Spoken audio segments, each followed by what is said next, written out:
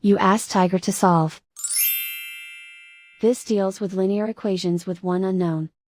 The final result is x equals -60. Let's solve it step by step. Group all constants on the right side of the equation. Add 1 to both sides. Simplify the arithmetic.